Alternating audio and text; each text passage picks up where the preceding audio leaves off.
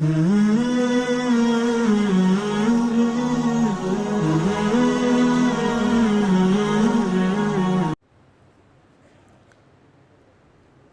نے کسی محبوبہ کو پیغام بھیجا کہ میں تم سے دل سے محبت کرتا ہوں، وہ کہیں تم پرلے درجے کے جاہل آدمی ہو، ایک نمبر کے، بولو بھائی، جاہل۔ میں نے یونیورسٹی میں پڑھا ہے کہ محبت اور نفرت یہ کہاں سے ہوتی ہے؟ کھوپڑی سے۔ یہ کہاں سے ہوتی ہے؟ کھوپڑی سے۔ یہ دل سے اس کا کوئی تعلق نہیں ہے۔ جاؤ، میں نے تمہارے رشتے کو نامنظور۔ اب دوبارہ جب آپ نے ٹرائی کیا کہیں اور، تو اب آپ کہہ رہے ہیں میں تم سے دماغ سے محبت کرتا ہوں، برین سے۔ وہ کہے گی تو پاگل ہے تجھے محبت کے اظہار کا طریقہ نہیں آتا، پتلی گلی سے نکل۔ تو بھائی، نہ دل سے محبت کا اظہار کا لفظ استعمال کرنا سائنس کے خلاف ہے، سمجھ رہے ہو نا؟ نہ یہ کہنا، اور یہ دماغ سے محبت کا اظہار کرنا سائنس کے حساب سے تو ٹھیک ہے، لیکن خود دماغ کے حساب سے ٹھیک، دماغ کہتا ہے یہ سائنسی تھیوری کا موقع نہیں ہے، یہ کھوپڑی استعمال کر تو دل سے ہی محبت کرے گا۔ دلوں میں تیر گھسائے ہوئے ہوتے ہیں نا، وہ تصویریں جو بنی ہوئی ہوتی ہیں، دل میں تیر۔ حالانکہ تمام تر ٹینشن جب محبت ناکام ہوتی ہے تو دل کے بجائے کس کو ہوتی ہے؟ دماغ کو ہوتی ہے۔ اب قرآن بھی اسی انداز سے بات کرنا شروع کر دیتا۔ عرب کہتے ہیں یہ تو بلاغت کی کتاب نہیں ہے، یہ کس انداز میں بات کر رہا ہے؟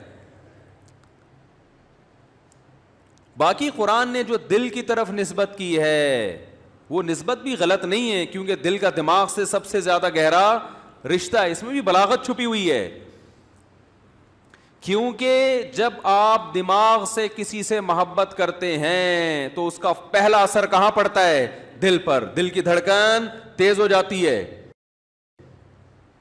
اس کی مثال ایسے ہے جیسے قرآن کہتا ہے وَإِذَا سَمِعُوا مَا أُنزِلَ إِلَى الرَّسُولِ تَرَىٰ أَعْيُنَهُمْ تَفِيضُ مِنَ الدَّمْعِ، اے نبی جب یہ یہود و نصارہ قرآن کی تلاوت سنتے ہیں آپ ان کی آنکھوں کو دیکھتے ہیں کہ بہنا شروع کر دیتی ہیں، حالانکہ آنکھیں کسی کی نہیں بہتی، آنسو بہتے ہیں، آنکھیں اپنی جگہ پہ فٹ ہوتی ہیں۔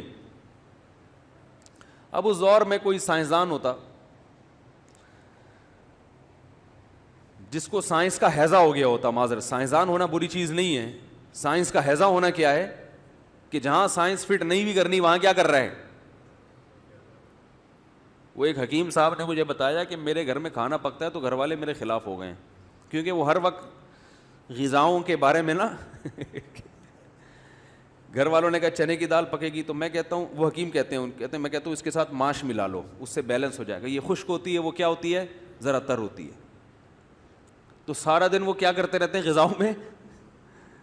بھائی ایک شریف آدمی، سیدھا سادہ، شریف سے مراد سیدھا سادہ آدمی جب گھر جائے گا جو پکا ہوا ہوگا کھا لے گا، وہ یہ تھوڑی دیکھے کہ بھنڈی میں یہ تر ہے، کریلا خشک ہوتا ہے، تو ابھی چونکہ ویسے ہی خشکی بدن میں زیادہ ہے تو کریلا کھانے سے خشکی اور بڑھ جائے گی، تو پھر مجھے بھنڈی کھانی وغیرہ، مجھے نہیں پتا بھنڈی تر ہوتی ہے کیا ہوتی ہے، میں مثال دے رہا ہوں۔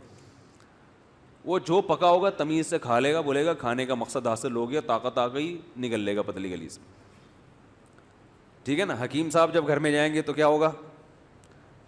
ایک تو نارمل حکیم ہوتے ہیں وہ بھی گھر جاتے ہیں تمیز سے کھا لیتے ہیں، مگر اگر خدا نخواستہ حکمت کا ہیضہ ہو گیا آپ کو، حکیمی کا کیا ہو گیا؟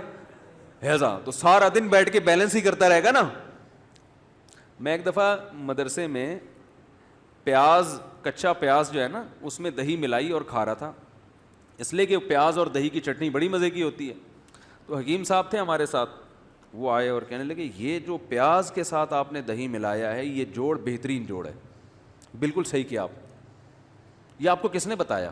مجھے کہنے لگے پیاز میں پتہ نہیں کیا ہوتا ہے اور دہی اس کا بیلنس کر دیتی ہے اس کے سائڈ ایفیکٹ کو، یہ آپ کو کس نے بتایا؟ میں نے کہا مجھے نہیں، مجھے تو مزہ آ رہا ہے بھائی کھانے میں، سیدھے سیدھے پیاز دہی کا ملاپ کیا ہے؟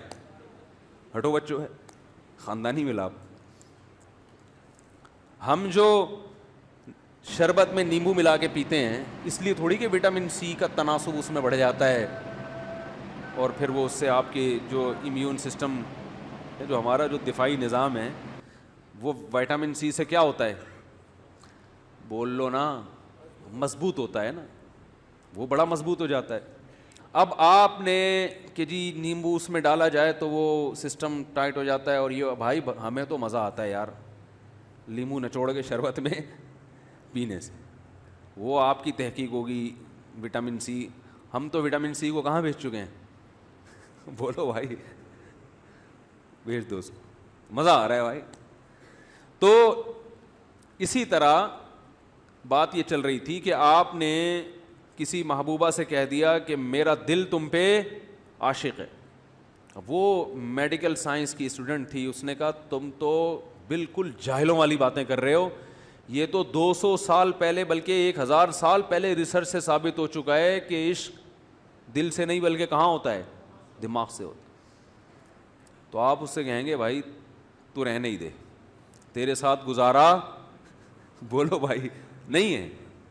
تو قرآن ایک بلاغت کی کتاب ہے. ہاں میں یہ عرض کر رہا تھا کہ قرآن میں کیا آتا ہے, وَإِذَا سَمِعُوا مَا أُنزِلَ إِلَى الرَّسُولِ, جب رسول پہ جو کلام نازل ہوا یہ دیکھتے ہیں, تَرَىٰ أَعْيُنَهُمْ تَفِيضُ مِنَ الدَّمْ, آنسوؤں سے ان کی آنکھیں بہنا شروع کر دیتی ہیں, حالانکہ آنکھیں کسی کی نہیں بہتی. جب نبی صلی اللہ علیہ وسلم پر یہ آیت نازل ہوئی, آپ نے عربوں کو پڑھ کے سنائی, تو کسی عرب نے یہ اعتراض نہیں کیا کہ تحقیق سے پتہ چلتا ہے کہ آنکھیں نہیں بہتی بلکہ کیا بہتے ہیں, آنسو. وہ سمجھتے تھے بھائی ان کا مطلب کیا ہے, مقصد یہ کہ بہت زیادہ روتے ہیں بس, اس کے علاوہ اور کوئی مقصد نہیں ہے. دیکھو ہم عام محاوروں میں کہتے ہیں کہ فلاں کی آنکھیں سو گئی ہیں, کہتے ہیں نا, حالانکہ آنکھ نہیں سوئی ہوتی, سویا کیا ہوتا ہے, دماغ. لیکن اس کا اثر کہاں ظاہر ہوتا ہے, آنکھ پر, اور ایسا اثر کہ نظر آ رہا ہوتا ہے. اثرات تو اور بھی جگہ پہ ظاہر ہوتے ہیں مگر اس کے لیے سائنسی تحقیق کے ہم محتاج ہیں.